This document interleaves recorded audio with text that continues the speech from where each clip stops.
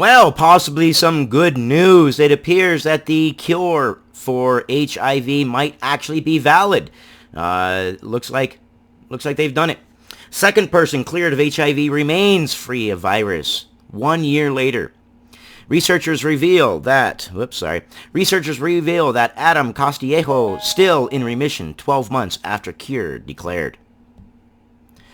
The patient, who became the second person ever to be cleared of HIV, remains free of the virus a year after initial reports of a cure, researchers have revealed. And this is the second person they're actually coming out touting that this is proof that the cure works. Adam Castillejo, who was until Monday known as the London patient, was declared free of HIV last year, 18 months after stopping antiretroviral therapy following a stem cell or bone marrow transplant to treat a type of blood cancer. Timothy Brown, the first person to be cleared of the virus, underwent a similar treatment for acute myelogenous leukemia. While both Brown and Castillejo had chemotherapy, only Brown had radiotherapy as part of his treatment. In a paper published in the journal Lancet HIV on Tuesday, researchers say that 30 months after stopping antiretroviral drugs which suppress HIV and 46 months since the transplant, Castillejo remains in remission. The HIV has not returned. It's good news. The team added that during the period since the last report, they carried out further tests following investigations for a number of medical complaints, enabling them to look for the presence of HIV in a range of tissues. So they studied several different tissues. As they came up with health ailments, they studied several different tissues, and they had abilities to study several different tissues and no HIV. It's good news. Not only did they find no detectable active virus capable of replicating within the blood, but no such virus was found in the cerebrospinal fluid, gut, sperm, or lymph nodes either. We propose these findings represent HIV-1 cure, the authors wrote. So that is good news. With all this stuff going on, at least we've got maybe one thing knocked out. The team say they found some traces of the virus's DNA in certain cells, including some white blood cells, but that they are dead. Dead ends because they cannot give rise to more of the virus. What we are detecting is these fossils of virus that can't go anywhere, said Professor Ravindra Gupta of the University of Cambridge, who is the first author of the study. And I would hypothesize that with these dead cells sitting in there, if they can't go anywhere, the body's amazing as these dead cells sit in there. I would wager that individuals would actually start making their own antibodies as they sit in there and the body absorbs it. But Castillejo, 40, went public with his identity in an interview with the New York Times, revealing he had been living with HIV since 2003. So he had established HIV. He had HIV. It was established. It was in him. He knew he had it.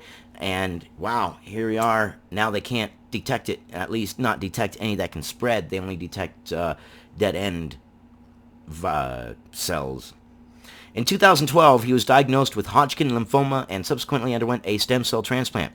Crucially, the medical team picked a donor whose stem cells had 2 copies of a mutation.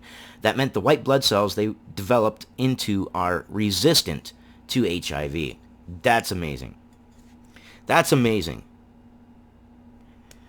Thank God we got some sort of good news.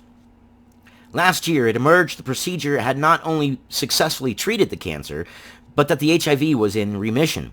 However, he chose to remain anonymous. I would too. I wouldn't want the hype out there until it was proven that it was good.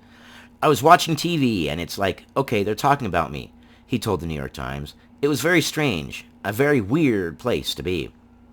Castillo said he had decided to reveal his identity because he wanted his case to be a cause for optimism. Thank you, sir. Yes, much appreciated. We all need a little bit of optimism and hope. This is a unique position to be in, a unique and very humbling position, Castillejo said. I want to be an ambassador of hope. Good for you. Good for you, man. The researchers report that computer models suggest that 29 months after coming off HIV medication, the chance of Castillejo staying HIV-free is almost certain, provided more than 90% of his stem cells in the bone marrow are donor-derived. At present, it is thought that about 99% of Castillejo's stem cells are donor-derived. So, possible good procedure. I would wager that they might be able to get some antibodies. I would be interested to see if they could go further on this mutation that allows the white blood cells to have two separate white blood cells, two separate T cells. That would be interesting. What other stuff can these mutated white blood cells do? Gupta said both cases highlighted that HIV could be treated with a less harsh cancer treatment. However, he added stem cell transplants were not suitable for most people with HIV because they were serious and invasive procedures that carried risks. All procedures carry risks. These ones are invasive and more risks than normal, but still, it is a good light at the end of a tunnel. It means they can build off of this. That's where I see the optimism.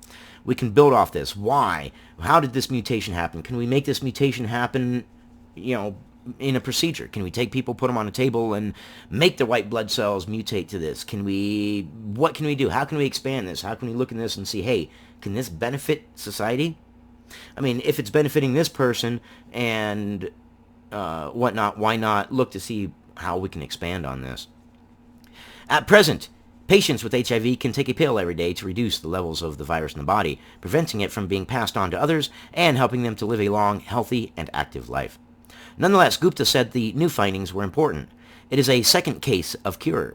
It means the first one wasn't an anomaly or a fluke. The scientific method, it has to be repeatable. You have to be able to do a procedure. Other people have to be able to repeat it and get the same result. That's what science is. Science is not... what was that thing? People were saying that science was racist and sexist and things like that. It's not. Science doesn't care. It's repeatable. If it's not repeatable, it's not science.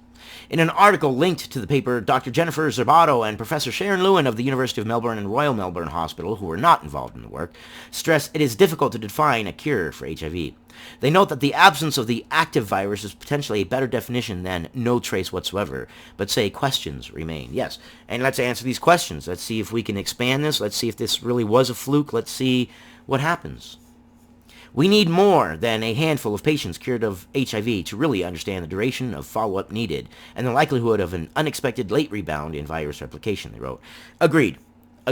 Expand it. Explore it. Look into it. See what we can do. Anyways, I wanted to bring you guys some good news. That is good news. It is a good possible beginning of something that could at least wipe one of these things that's been hitting us hard for a while and put it behind us. I love you guys. You guys stay informed. Get dissenting opinions. And I'll see you guys on the next one.